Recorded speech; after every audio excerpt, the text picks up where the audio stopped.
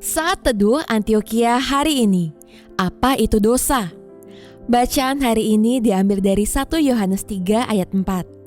Setiap orang yang berbuat dosa melanggar juga hukum Allah, sebab dosa ialah pelanggaran hukum Allah. Semua manusia telah jatuh dalam dosa, karena semua adalah keturunan Adam yang berdosa.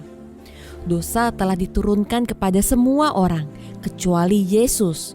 Karena walaupun Yesus dilahirkan oleh manusia, tetapi bukan dari benih manusia, melainkan dari Roh Kudus. Secara umum, dosa adalah tindakan manusia yang menyimpang dari kehendak dan hukum Allah. Alkitab mengatakan bahwa segala tindakan kejahatan adalah dosa.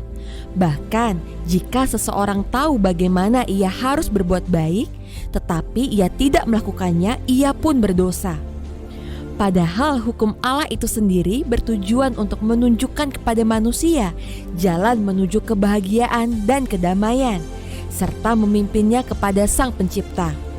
Karena manusia telah jatuh dalam dosa dan tidak berdaya, Allah pun mengutus anaknya untuk menghapuskan dosa, bahkan membinasakan segala perbuatan iblis, karena perbuatan dosa mulanya berasal dari iblis. Namun penghapusan dosa ini pun tergantung pada respons, pertobatan, dan iman kita.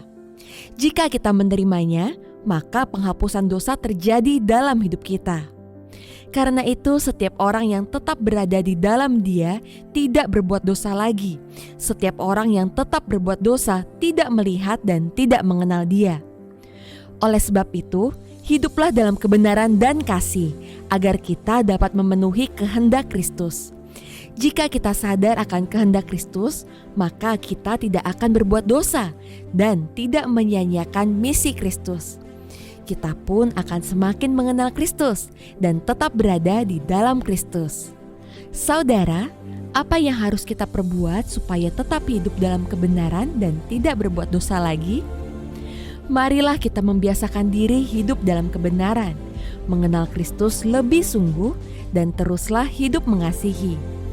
Mari kita berdoa. Tuhan, kami bersyukur atas kasih karunia-Mu, sehingga kami disucikan dari segala dosa dan berada dalam Kristus. Terpujilah Engkau Allah kami. Dalam nama Tuhan Yesus, amin. Sekian saat Teduh Antioquia hari ini.